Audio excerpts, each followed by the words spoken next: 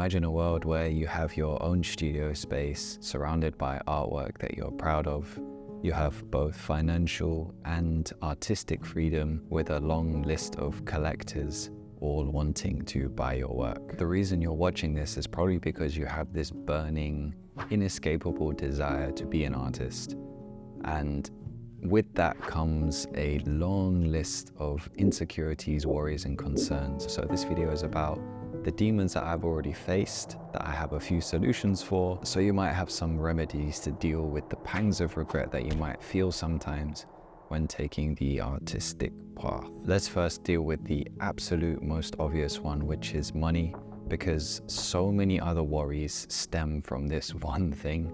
And I remember during university, the one lecture that we had on finances, the one thing that they seemed to tell us was that the average artist would make about £10,000 per year from their own very personal practice.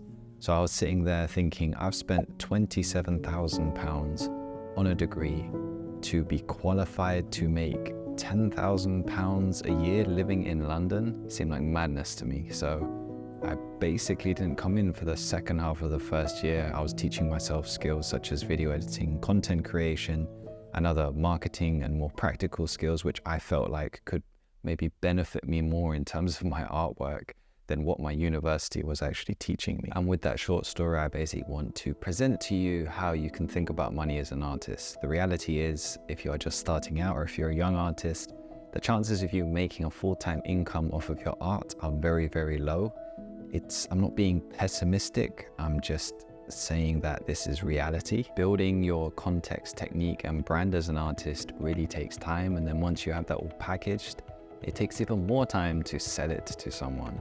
So you need to find creatively fulfilling ways to make an income on the side or have some kind of an income which enables a more stable artistic practice. For myself, my video editing and content creation skills has landed me fantastic part-time work and also sponsorship opportunities while I've been studying. I'm currently in my postgraduate year, and I'm planning to take those things full-time once I finish. It's also fascinating in today's world, there's so many alternative ways of making money out of your art. So even, let's just say, if we said something very generic, such as realistic celebrity portraits, right? You might find it quite difficult to sell a photorealistic portrait of a celebrity, maybe in your local area, or just you have no idea where to even begin to try and sell something like that. But nowadays, if you record that, learn how to make it into an interesting piece of content online, stick it on YouTube, that becomes a source of income for you. Stemming from the stress that you feel about money comes the thoughts of, will I ever get married? Will I ever have a family? Will I ever be able to afford my own accommodation? And will I ever have clothes that don't have paint on them? But let's move on from those thoughts and let's talk about the art market. My idea of the art market, at least what it used to be, this idea of kind of you need to build relationships with fancy galleries, which are like gatekeepers to the market, and then they have long lists of rich collectors who come and buy your work if you are presented with the opportunity either in a group show or in a solo show. To create these opportunities, you either had to be on the inside already, know someone on the inside to bring you into the inside, or be magically scouted at some kind of small show you're putting on somewhere by like a gallerist or something that takes you in. I'm like stupidly introverted, so the idea of like showing up to private views, trying to network with people I don't know, and then on top of that, trying to sell my work to them was just like insanely daunting. I've also felt like over the years that I don't have the kind of,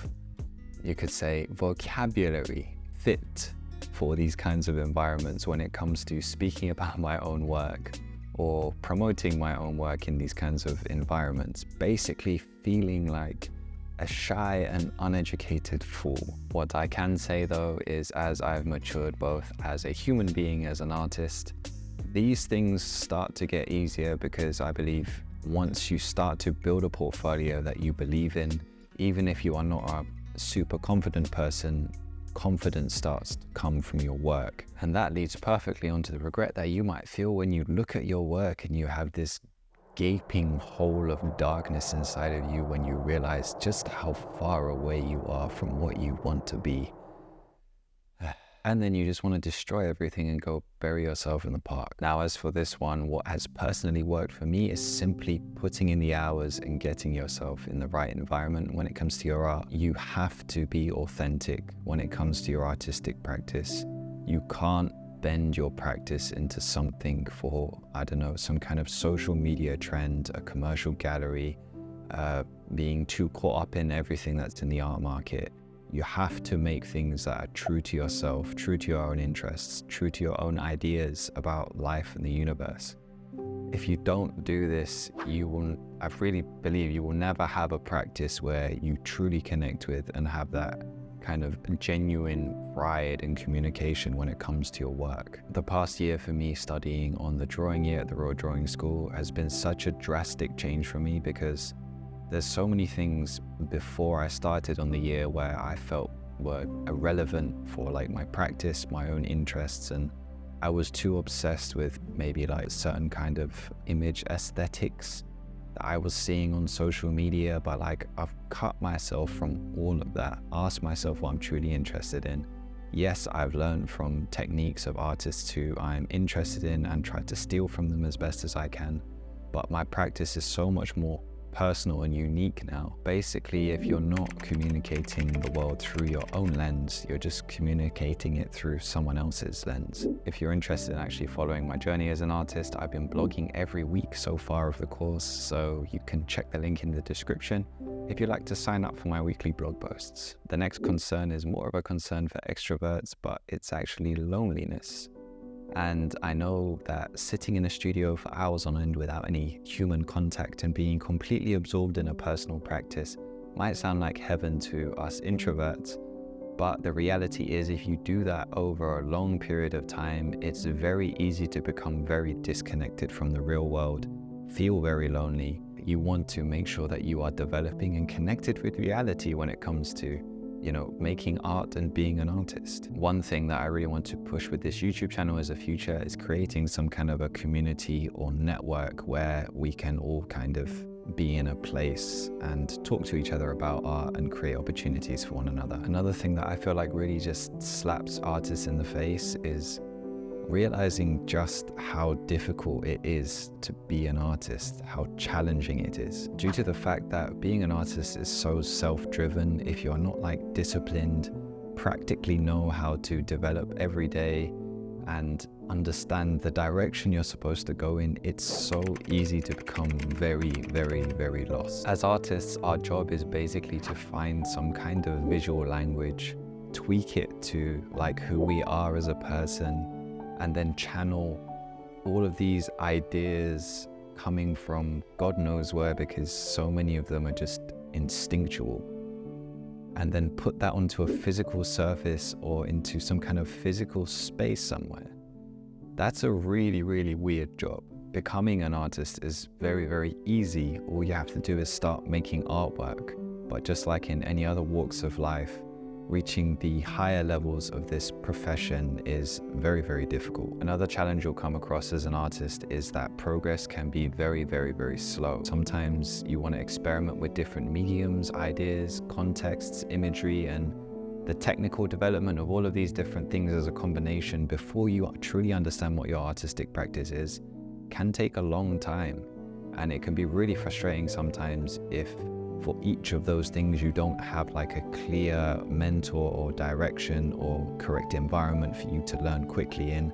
But regardless, it's gonna take a while. Even after all these years of making art, there are just some times where like my brain just doesn't artistically function right, and I'm just doing these terrible compositions or drawings or paintings and whatever it is, and then it's just like I'm just looking at it and I'm just thinking, I've been doing this for so many years, and like this is what I come up with, and I'm just like questioning my whole existence, wondering why I just didn't go through another path. And I'm laughing because like I'm not even being over dramatic. Sometimes it's like it takes one drawing to almost break you sometimes, but then it's just like you sleep and then the next day everything's fine again. What you have to do best is try and find a really good environment, with good people around you, that can help you push your practice further. As I said, the drawing year, the Royal Drawing School is basically the best environment for me so far as an artist. And you want to find people who are not like, oh my God, your paintings are so amazing every time you show them something. But you want to find people who are like, hey, I'm not sure about this bit here. This part of the composition looks strange. Why the hell are you using acrylic paint on top of oil paint? Your painting's not going to survive. Practical and spiritual advice from those you could even agree or disagree with, but at least you have someone questioning and someone kind of, I guess, creating new pathways and ideas when it comes to your practice and your ideas and making you question what you are doing. Finally, let's end on something slightly lighthearted, but also painful, which is the freaking cost of art materials. Oh my days. Like, going into an art store is like one of the most enjoyable things. You have so many cool creative stuff around you. You feel like that if you had everything, you'd be the next Picasso or something. I don't know. You pick up a brush and it's just like decent size, 17 pounds. Small tube of paint, 12 pounds. And don't even get me started on like fixative. If you just want to fix a drawing, 15 pounds for fixative. My plan here is just to get sponsored by all of these companies so I can get free stuff. So, I don't know, start a YouTube channel. Other than that, my advice is just don't eat, don't buy anything else other than art materials. Ideally live underneath your friend's sofa. And I'm gonna shut up now. Ending on a positive note, it's better to think about these things, and I'm just giving you the reality of what you will worry about. Sometimes when you're young, you don't think about these things, but when you hit like my age, 27, 28, 29, it's just like, it becomes a lot more stressful. So think about these things earlier rather than later. You can come up with solutions for them, you can come up with plans, because the artistic path is very fulfilling for the soul. And I feel like those who already know that they are artists, is very difficult to escape from it once you've started going in that direction. And even if you go off in another direction, it's always going to come and catch you at some point. You're in a spider's web. It's better just to accept you're there than try and, I don't know, escape from it, because you're just going to become more tangled. Do sign up for my blog if you are interested in seeing more of my work and what I'm up to every week. And with that, here is my awkward goodbye.